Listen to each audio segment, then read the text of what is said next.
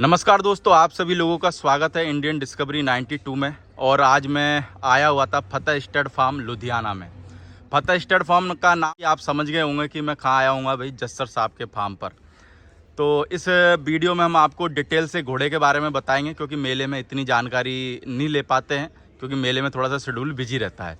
तो सर नमस्ते, सबसे पहले एक बार अपना नाम बताएं, फार्म का नाम और अपने फार्म की लोकेशन क्या है। हाँ जी, नमस्कार जी। प्रदीप जी, आपका हमारे पास दोबारा आने के लिए बहुत बहुत धन्यवाद। बिल्कुल सर, थैंक यू सर। हाँ, तो आपको मैंने कई बार रिक्वेस्ट भी किया था, चलो आज आपका मौका लग गया हमारे पास आने का। बिल्कुल सर। हाँ जी, हाँ जी। मेरा नाम सुखबीर सिंह जस्सड़ है जी।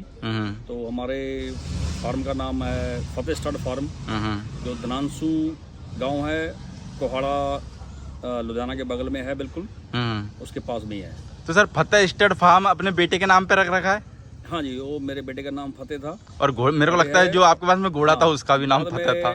एक्चुअली वो जो घोड़ा फतेह था वो तो उसको बचपन से फॉलो करता था। हाँ। तो मेरे बेटे का नाम भी फतेह है, और वो घोड़ा कुदरती तौर पे हमारे पास सेवा के लिए आ गया। बिल्कुल तो सर। फतेह बीच में ऐड हो गया एक। तो सर अगर हम बात करें अभी, तो फार्म पे मेरे को लगता है कि घोड़े के अलावा आपने गिर गाय का भी अच्छा कलेक्शन कर रखा है ना? हाँ जी, हाँ जी। वो असल में बचपन से ही जुड़े हुए हैं मिट्टी के साथ में, गांव में रहते रहे हैं, बचपन में खेती बाड़ी करते थे। तो गिर गाय मैंने आज से 7-8 साल पहले मंगवा ली थी गुजरात से। अभी हमने गिर गाय में भी अच्छी ब्रीडिंग की है।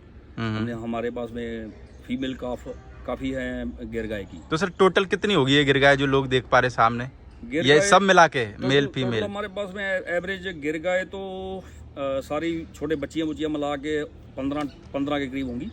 बाकी गाय दूसरी है, थारपारकर भी है हमारे पास।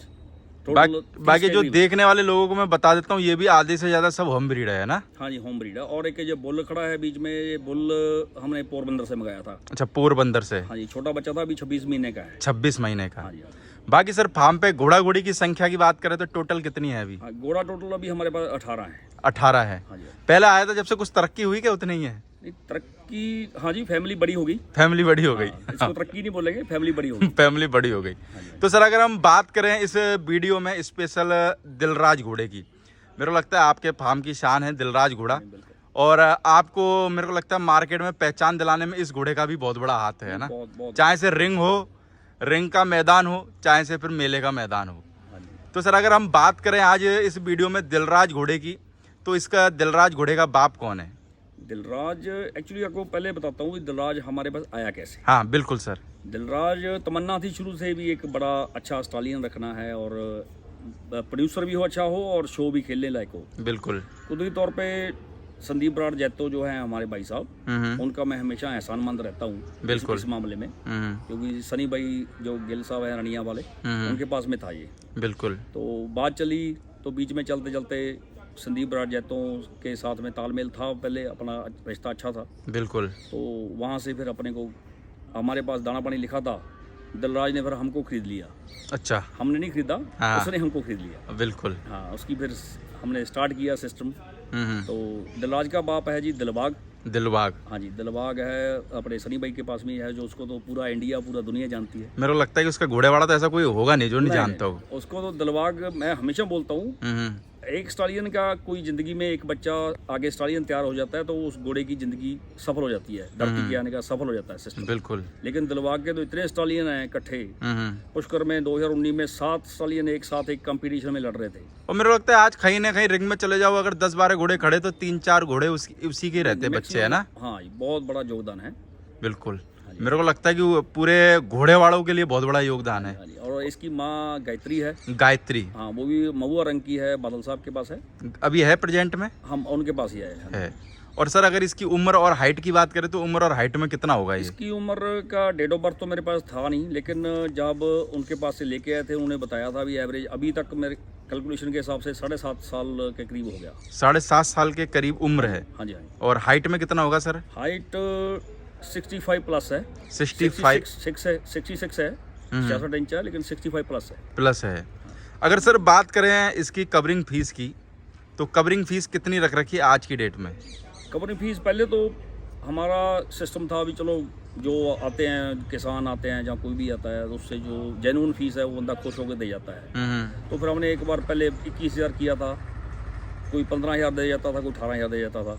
बिल्कुल। तो फिर अभी फिर 25,000 कर दिया, तो अभी भी तकरीबन 25,000 रुपया दे जाते हैं लोग, लेकिन फिर भी हम उसको वापस कर देते हैं कुछ पैसा बीच में से। नहीं तो सर कभी कभार लोग कहते नहीं है कि क्योंकि आजकल मार्केट में ऐसा है जिस घोड़े की फीस कम हो लोग उसको कचरा समझते हैं, तो आपको नहीं, भी आपको भी कभी कभार कह देते हैं, या फिर कम फीस रखने के पीछे कारण क्या है आपका? कारण इसके अंदर एक मेन कारण यही है, अभी हमको उस घोड़े से लगाव तो चलो हर किसी को होता है घोड़े वाले से, बिल्कुल। घोड़े में जितने भी स्टालियन रखते हैं हर किसी का प्यारा घोड़ा होता है, लेकिन हमारा है भी चलो कोई बात नहीं, लालच नहीं करते हम लोग। लालच मीन्स घोड़े की सेवा कर रहे हैं, जो नॉर्मल बंदा है, किसान है, वो उसको भी अफोर्ड कर सकता है बंदा, वो भी इस वजह से नॉर्मल रख रखी मैं है। ऐसे नहीं बोलता भी किसी ने 1 लाख कर दिया, किसी ने 1.5 लाख कर दिया, वो बंदे गलत होंगे, ना ना ना, ऐसे नहीं है। वो उनका वो सबों की अपनी अपनी सोच है फिर, है ना। बीच में 1-2 बार मेरे पास एक बार न्यूज़ भी मिल गया था मेरे को, हमने किसी कोई बंदा हमको 15,000 रुपये देगा फीस, को 11,000 देगा फीस, तो 1-2 बंदे ने मेरे को न्यूज़ दिया भी, बाहर जाकर उन्होंने बोल दिया भी इनके पास घोड़ियाँ नहीं आती होंगी, इसलिए उन्होंने फीस कम ले लिया हमसे। वो ऐसी बात नहीं है, लेकिन हमारा सिस्टम अलग है। फीस ज्यादा कर दे हुए आदमी तो मार्केट में कहता है किसानों को क्या होगा, है ना, और कम रखे आदमी तो कहता है कि घोड़ियां नहीं आती होगी। यानी आदमी का हर तरीके से मरण है। यानी लोगों को तो बोलना चाहे से कुछ भी हो जाए। सबसे बड़ी बात है जी, जो घोड़ा एक स्टालियन रखना बहुत महीने की बात है। स्टालियन रखना, एक घोड़ा पालना बहुत मुश्किल काम भी हो सकता है, और उसको केयर करना भी बड़ी मुश्किल है। बिल्कुल। क्योंकि उसको क्या डाइट देनी है, कैसे कवरिंग होता है, कवरिंग के बाद में क्या करना है क्या नहीं करना। जो आम एक बंदा बेचारा किसान घोड़ी रखता है या 1-2 घोड़ी रखता है, उनको तो इस चीज़ के बारे में नॉलेज कम होती है मेरे ख्याल से। बिल्कुल। तभी वो कई बार गलती से ये लफ्ज़ बोल देते हैं बाहर जाके मार्केट में। तो बाकी सर अगर बात करें इसके रिजल्ट की, पास में भी इस घोड़े के 2 रिजल्ट है ना। हाँ जी, हाँ जी। दोनों बच्चियाँ है ना। दोनों बच्चियाँ। तो अगर हम बात करें सर बाहर के रिजल्ट में और अपने पास में जो रिजल्ट है, टोटल कितने रिजल्ट इस मार्केट के अंदर होंगे? इसके अभी तक तकरीबन 90 या 95 के करीब बच्चे, उससे ज़्यादा ही आ गए मेरे ख्याल से। बिल्कुल। अभी रिसेंटली कल ही मेरे पास एक वीडियो आई है, मोगे के पास में बच्चा पैदा हुआ है महुआ रंग का। बिल्कुल। 5 कल्याण बच्चा है, कुछ घंटे का बच्चे की वीडियो भेजा, मैं देख के बड़ा खुश हो गया, क्योंकि उसका नंबर 1 बच्चा पैदा हुआ वहाँ पे। तो सर अगर हम बात करें, भी हम वीडियो में जो लोगों को 2 बच्चियाँ दिखा रहे हैं, रावी और रहमत, यही नाम है ना? हाँ जी, हाँ जी। तो इन दोनों बच्चियों की क्या क्या उम्र है, रावी और रहमत की? जो रावी है ये एवरेज 25 महीने की हुई है, उसकी मदर भी हमारे पास ही है, और बढ़िया प्रोड्यूसर मेयर है हमारे पास, कीर्ति नाम है उसका। तो और जो रहमत है उसकी मदर भी हमारे पास ही है, उसकी मदर का नाम राजश्री है, वो भी बहुत बढ़िया प्रोड्यूसर मेयर है। तो ये दोनों हमने खुद ही ब्रीड की है यहाँ। तो सर दिलराज के जो रिजल्ट है, जैसे ये हमारे पास सामने जो बच्चियाँ खड़ी हुई है, तो अगर मैं आपसे पूछूं कि भाई आपको इन बच्चियों में क्या खासियत नजर आती है, तो क्या बताना चाहोगे आप? एक्चुअली दिलराज का जो रिजल्ट है वो इन बच्चियों में आप देख रहे होगे, इनका नेक कितना पतला है, कंठ मणियाँ जो है वो कितना पतला है। तकरीबन सभी बच्चों में मणियाँ बहुत पतला आ रहा है, गर्दन बहुत लंबी है और पतली है, और कान की कुंडी भी बहुत अच्छी है। देखो रहमत की बच्ची की कुंडी देखो कान की कितनी अच्छी है, और सारे बच्चे अच्छे ही पैदा कर रहा है। और बाकी देखो आमने सामने जब हमने बच्चियों को करा रखा है, तो मेरे को लगता है कि क्वालिटी और निखर के आ रही है। हाँ जी, बिल्कुल बिल्कुल, है ना। वो रिंग वाला नज़ारा हो जाता है। तो मेरे को लगता है कि बच्चियों ने अपनी क्वालिटी और निखार के दिखाई है आमने सामने करने पे, है ना। अभी तो छोटी बच्चियां हैं, आगे चल के देखते हैं, भगवान कृपा करेगा तो क्या बनती है। तो सर ये दोनों बच्चियां अपने घर की होम ब्रीड है? हाँ जी, होम ब्रीड है, आगे ब्रीडिंग के लिए रखेंगे इनको, ब्रीडिंग के हिसाब से। हाँ जी, हाँ जी। बिल्कुल।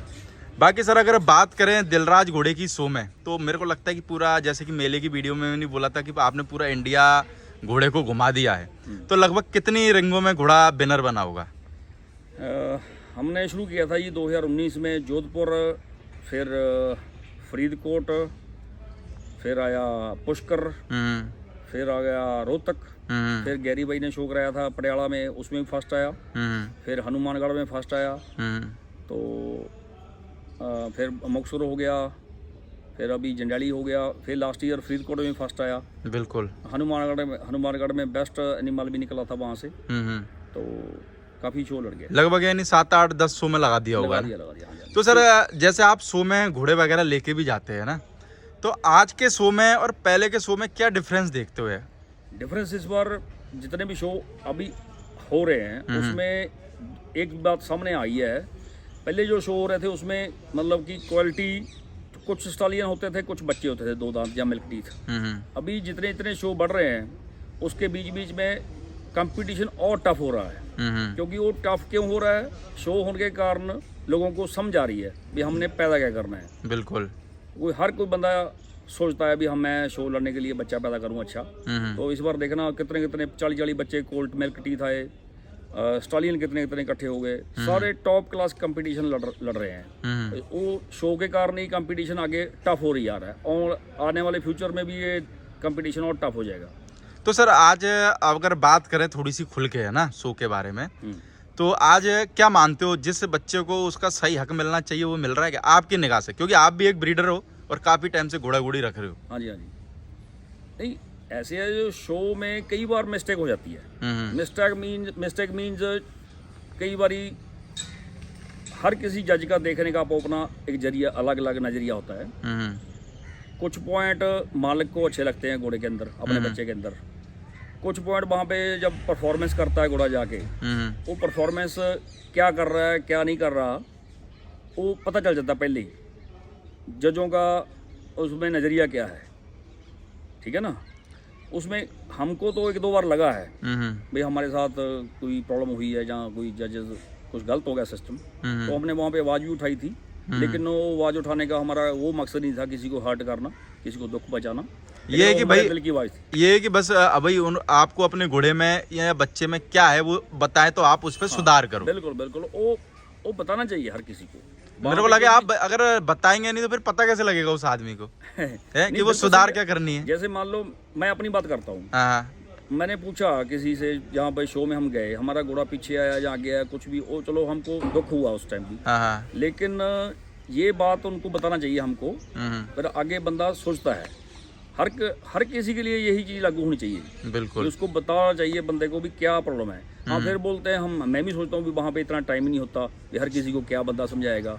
लेकिन कुछ जो प्रेमी दोस्त मित्र होते हैं ना, उनको तो सब पता ही होता है, वहाँ पे कुछ साइड पे करके बता सकते हैं। ऐसे होना चाहिए। चलो, अब वैसे ये जो अपन कह रहे हैं कि बात करें, ये बातों में रह जाएगा, ये होगा कभी नहीं। क्योंकि शो का नज़रिया अगर मैं बोलूँ तो आजकल बहुत चेंज हो गया है ना। शो आजकल मेरे देखो, जो चीज़ आप खुल के नहीं बोल सकते वो मैं तो बोल ही सकता हूँ, क्योंकि है ना अपना काम लोगों को सच दिखाने का है। शो आज के टाइम में देखे जाए तो आधे से ज़्यादा शो नहीं रह गए।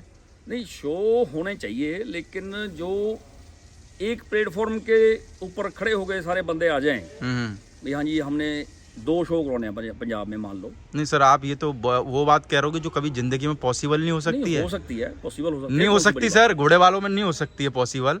फिर पैसा कैसे खाने को मिलेगा फिर? नहीं, पैसा खाने का मकसद नहीं होता किसी का। नहीं सर, ये देखो शो में बहुत लफड़े चलते हैं। अब ये कि आप खुल के नहीं बोल पाओगे, मैं तो खुल के बोल ही दूंगा। ऐसे चलो, बाकी ये है कि शो अगर एक ही कराया जाए और प्राइज मनी ज्यादा रखी जाए तो ज्यादा बेस्ट है। मैं इसके लिए एग्री हूँ, है ना। हाँ, मैंने बोला ना भी चलो एक की बजाय 2 करवा लो, एक ना हो सके तो 2 करवा लो। लेकिन शो एक प्लेटफॉर्म पे जब बंदे सारे इकट्ठे हो जाएंगे, उसमें पंजाब के लिए जो ब्रीडिंग अभी बहुत ज़्यादा इंप्रूवमेंट हो रही है ब्रीडिंग में। कल परसों में मैं फार्म में गया था, तारी भाई के फार्म में गया था, मैं उनका नाम ले रहा हूँ बीच में। बिल्कुल, तो ब्रीडिंग में बहुत आगे निकल गए, एक नंबर ब्रीडिंग करते हैं। हाँ, बहुत आगे निकल गए। और ऐसे ही पंजाब में ब्रीडर बहुत अच्छे बैठे हैं। लेकिन क्या, जब एक प्लेटफॉर्म पे सारे बंदे आ जाएंगे तो ब्रीडिंग के लिए सबको सुझाव दे सकते हैं हम लोग, मायने भी बदल जाएंगे मेरे को लगता है। हाँ जी, वो एक दूसरे जब बात करेंगे तो ब्रीडिंग ऐसे कर वो बता के इम्प्रूवमेंट और हो सकती है। बिल्कुल। बाकी सर अगर हम बात करें दिलराज की डेली रूटीन की, तो क्या रूटीन रहता है और डाइट में क्या दे रहे हो? क्योंकि मेरे को लगता है घोड़ा जैसे 7-7.5 साल का हो गया, पर फुर्ती में और खड़े होने में ये तो क्या ऐसे खड़ा हो जाता है जैसे एक हीरो खड़ा हो जाता है ना, कान जोड़ के खड़ा हो गया तो हो ही गया। बाकी स्टालियन इतने जैसे खड़े नहीं होते। अब चलता है तो पूरा फुर्ती में आ जाता है, खड़ा होता है तो ऐसा लगता है कि ये घोड़ा बहुत सुस्त है। तो क्या डाइट वगैरह में क्या रहता है इसका? सुबह 6 बजे 5 बजे स्टार्ट हो जाते हैं हमारे बंदे। 5 बजे से थोड़ी बहुत एक्सरसाइज होती है, उसको आधा घंटा, फिर उसको पानी पिला के जो दाना डालते हैं डेली। और सोनू भाई जी जो हैं एम्परावाइसी वाले, उनका गोनाडोन एम्परावाइसी चलता है सुबह हर रोज, मिल्क मिक्सचर हो गया। फिर मतलब पानी हम 7 बार पिलाते हैं सबको, 7 बार दिन में 7 बार पानी पीते हैं सारे। बिल्कुल, हाँ जी, हाँ जी। डाइट पूरी बैलेंस डाइट है।